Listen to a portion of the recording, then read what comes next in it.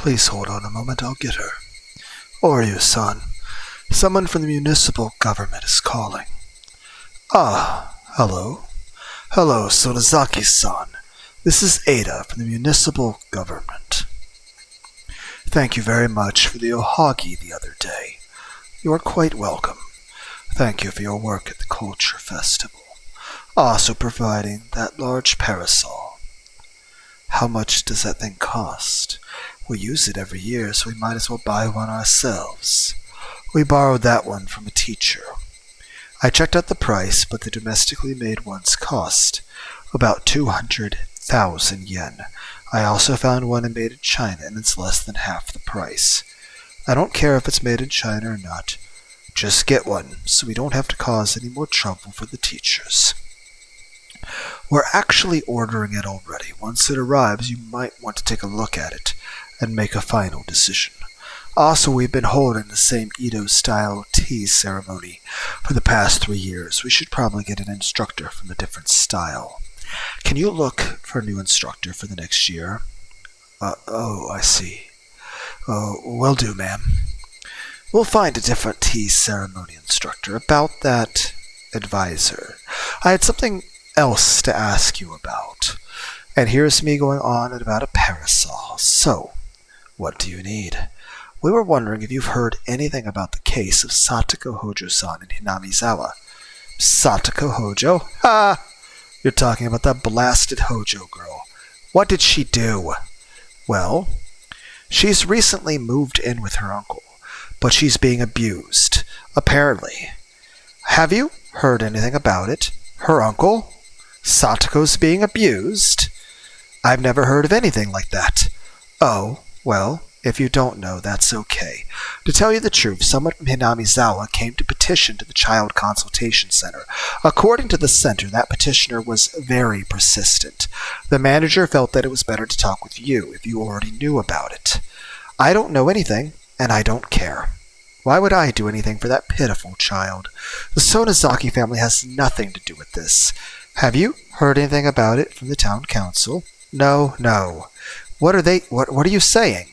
If Kimiyoshi was helping that blasted Hojo child, then the Sonozaki family would know about it. Who is petitioning the Child Consultation Center? I heard some of her classmates were there. Well, as far as I know anyway. I guess it's just something that her classmates are doing, and the village has nothing to do with it. Of course not. I don't know anything. The village has nothing to do with Satoko. The contents of this conversation were forwarded to the Child Consultation Center. If Oryu wasn't behind the commotion, then they had no need to take the case seriously. The manager told his staff to listen to what the petitioners have to say, but to never say anything promising the girl's safety. Keiichi Mabura-kun, huh? I guess a boy like that will grow up to be a political advocate in the future.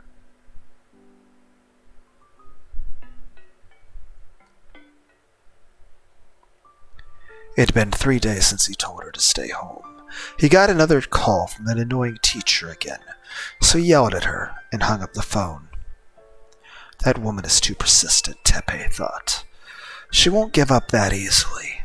He was sure that she'd call the Child Consultation Center again. The biggest reason why Teppei refused to let Sato go to school was his fear that she'd seek help when going there. She pretended like nothing was wrong when the social worker from the Child Consultation Center showed up, but that was only because he was right there beside her. She'd probably betray him as soon as she got her chance. Then the consultation center would show up immediately. No, maybe even the police would come and get him for assaulting Satoko. One of his friends had told him that the consultation center works with the police sometimes. Teppei had a lot of weight on his shoulders. If the police came, they'd end up questioning about the other trouble he was involved in. He couldn't let that happen. All he needed was the money. Teppei could leave this awful village behind as soon as he found his brother's bank book. Teppei usually stayed at home, as he found the way other villagers looked at him unpleasant. So when playing mahjong with his friends, he played it at Satoko's house. But mahjong requires at least 4 people. When Teppei couldn't get that many people to come over, he just stayed home alone and watched TV instead. He started using this ample free time to sniff around the house for his treasure. Satoko would end up cleaning the mess he made. Besides, it wasn't his home. Anyway, what did it matter to him how much furniture he broke? He cleared out the closet and went up to the attic.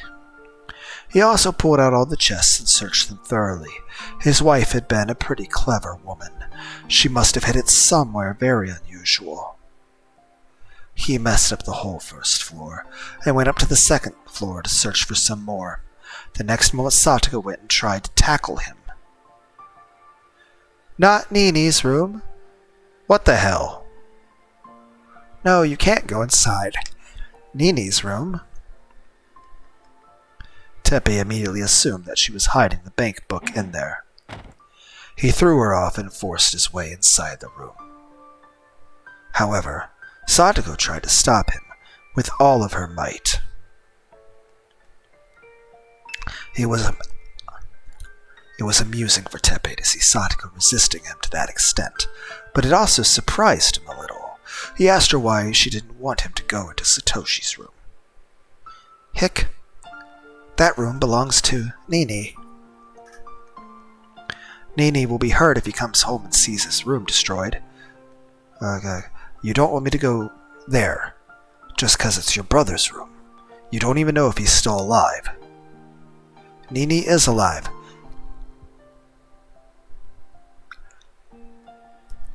He will come back home.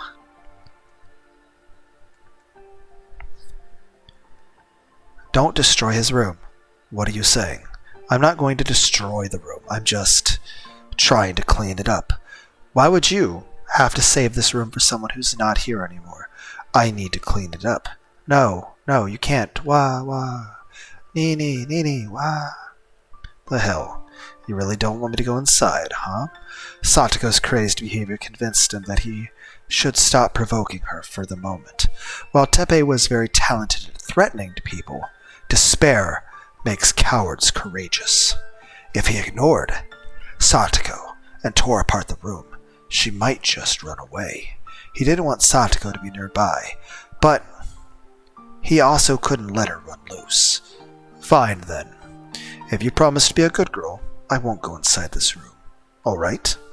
Got it? Yes.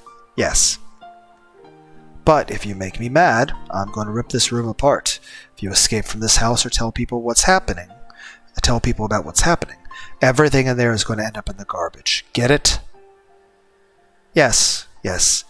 Thank you for giving me a chance. Teppei was sure the bank book was inside Satoshi's room, but Satoko would lose it if he went inside. He wasn't pleased about the promise he made with her, but at least it would keep Satoko under control. It might not hurt him to send her off to school. He can just look through the room while she's there and just be careful not to break anything. If he kept her home again tomorrow, that teacher might come to his house with the police in tow. He was only keeping her at home because he was afraid that Satoko would talk to other people.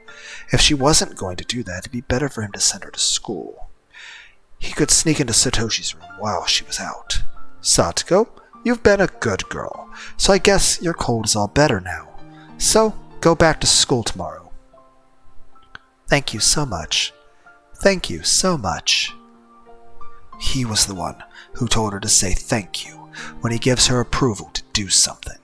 But it annoyed him to hear her say it over and over. Get out of my sight, you little brat. Gah, you're so annoying.